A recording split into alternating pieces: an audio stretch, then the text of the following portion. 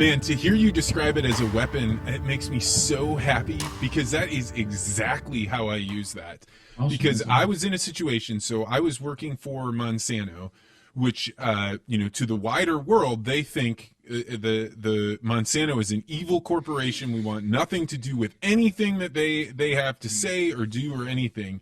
And the company itself is like, we have brought forward technology that has revolutionized things. We have scientific endeavors here that would blow you away. We have even Nobel Prize winning scientists that have discovered things.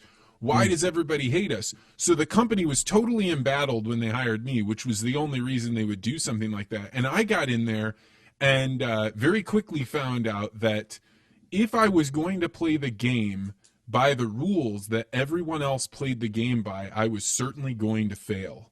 And when I came across your book, because I was looking for a language to describe why the strategies that they were using and that their PR company was telling them they should use, but just doing them harder or doing them with more money or doing them faster was not going to work. And once I had that, and I had this concept of you can hit a local optima where it doesn't matter that if you keep going, unless you're willing to go down and search for something that is not as efficient or as effective, then we're not going to be able to make anything happen. And I used your book to describe why we should do a Reddit AMA.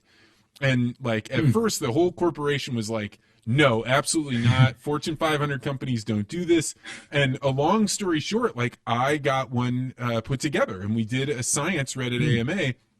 And from that, it was run at about a month apart from when our Super Bowl ad ran.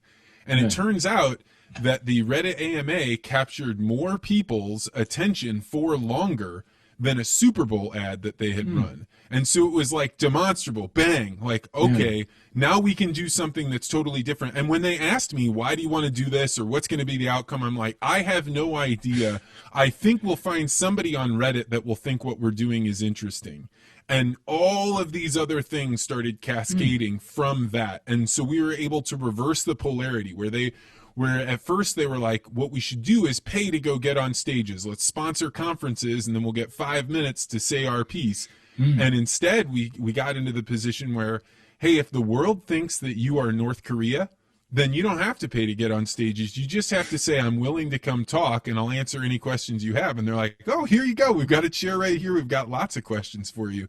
And so for me, when I had the thoughts from your book, it gave me a language to be able to describe to a scientific business community why we should try these things. And for a long time, until I eventually went over the edge, I was able to do things that they never would have let me do had I not had the language of that book.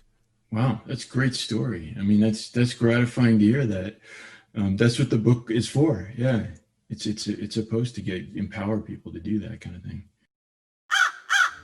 Thanks for checking out this podcast short. If you like this interview, make sure you hit the like and subscribe button and hit that bell so you always get notified about this podcast. And if you're really interested in conversations like this, you may want to consider joining the Articulate Ventures Network. To find out more, go to network.articulate.ventures.